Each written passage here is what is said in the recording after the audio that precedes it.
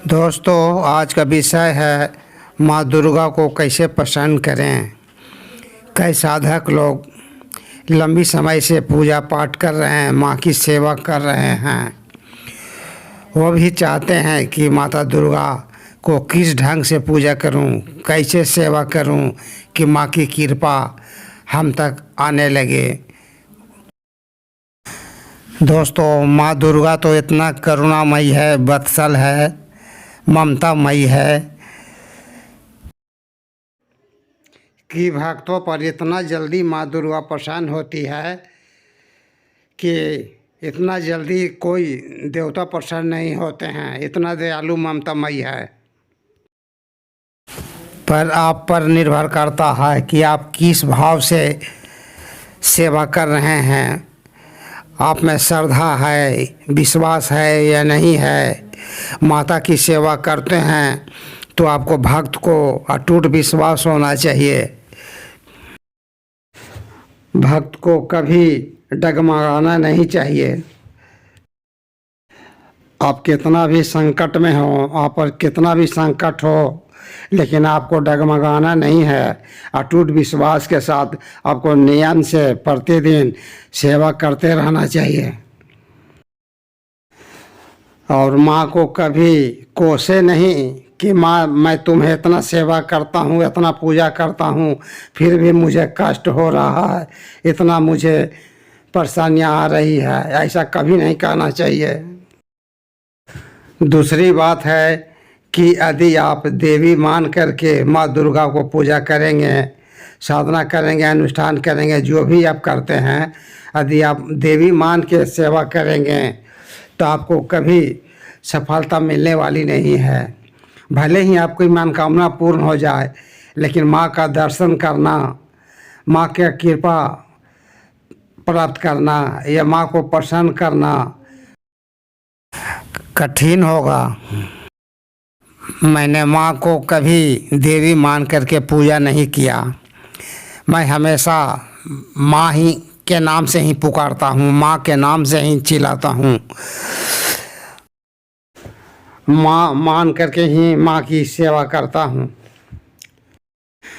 यदि आप देवी मान के सेवा करते हैं तो कभी कुछ हासिल होने वाला नहीं है।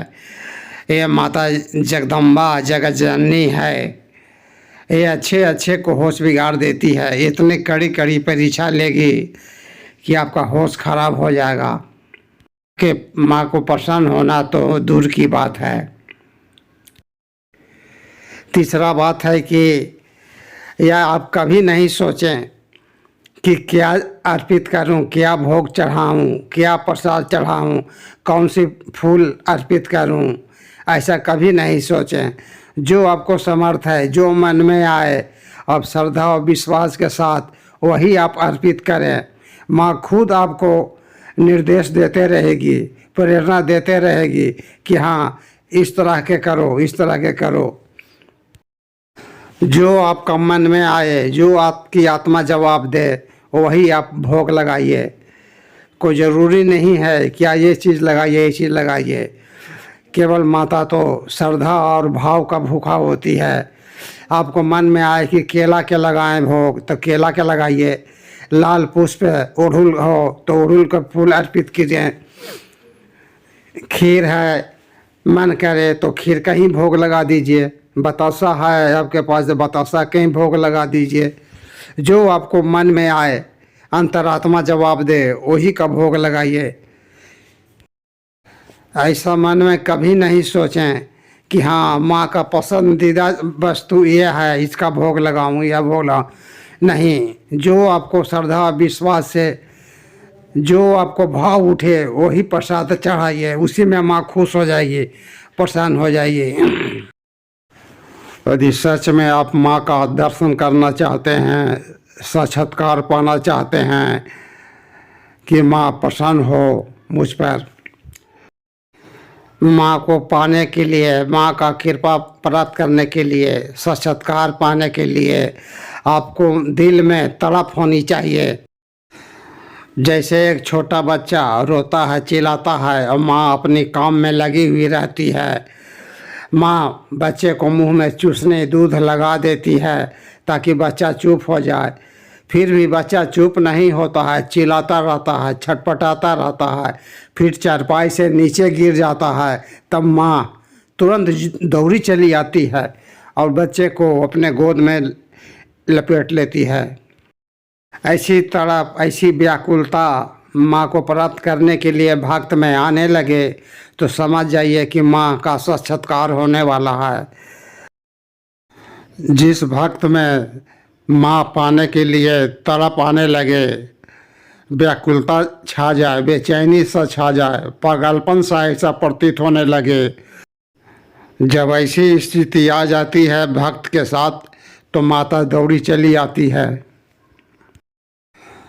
माता दुर्गा का 2 मंत्र बहुत ही शक्तिशाली और प्रभावी है। पहला अष्टाक्षरी मंत्र, दूसरा नवार्ण मंत्र। ये 2 मंत्र में से किसी एक मंत्र को चुन लें और प्रतिदिन नित्य पूजा में इसे शामिल कर लें। लाल चंदन की माला से या रुद्राक्ष की माला से जप करें। कम से कम 1 माला प्रतिदिन करें, या नवरात्रि के समय में आप अनुष्ठान के रूप में भी आप कर सकते हैं। 1.25 लाख मंत्र जब पूर्ण कर लेंगे तब आपको प्रभाव दिखने लगेगा, स्पष्ट रूप से आपको दिखने लगेगा। आप बहुत ऊर्जावान महसूस करने लगेंगे। आपको सभी शत्रु बाधा समाप्त हो जाएंगे। इस मंत्र से कुंडलिनी शक्ति भी बहुत शीघ्र जागृत हो जाती है। यदि कुंडलिनी शक्ति जागृत हो जाए तो आपको सारी समस्याएं सभी दूर अपसप्ता हो जाएंगे। यदि आपके शरीर में कोई भी रोग बीमारी भी है तो सबका अपने आप ठीक होने लगते हैं। दोस्तों, यह जानकारी अच्छा लगे तो लाइक करें, सब्सक्राइब करें ताकि आगे आने वाला वीडियो सबसे पहले आप तक पहुँचे। माता रानी सबको रक्षा करे, सब खुशहाली जीवन बिताएं।